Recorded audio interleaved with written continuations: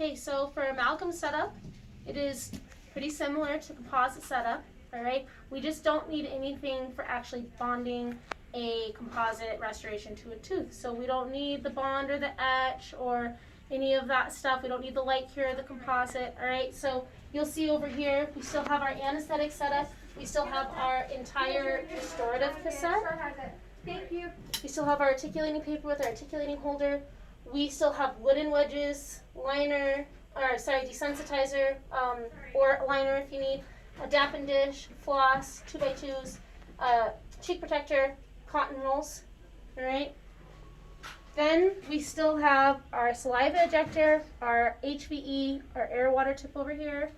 We still have our air water tip, our high-speed handpiece, our setup burr block, and our slow-speed handpieces here.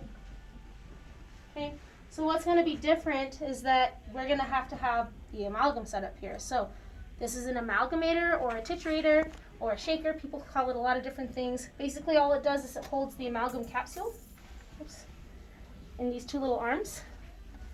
All right, so you want to set that up before the patient gets in there. You want that all ready to go, all right? When the doctor is ready for it, you're going to turn this dial for a set amount of time, and it's going to shake it to mix up that amalgam. Have however much amalgam you're going to need, so an extra amalgam capsule if you need, an amalgam well, okay? The amalgam carrier. With the amalgam into the amalgam well, with the amalgam carrier, the amalgam gets shaken up, dumped, this gets broken open, dumped into the amalgam well. When the doctor's ready for it, you take the amalgam carrier and you load it like that on both sides and then pass it to the doctor, okay? While the doctor is putting the amalgam into the tooth like that, all right, you're getting ready the plugger. So the amalgam plugger here has a little tiny waffled end.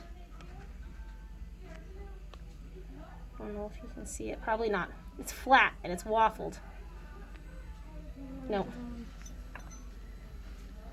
Okay, then you're going to have your carving instruments. So you have your IPC, interproximal carver, for carving amalgam in between the teeth.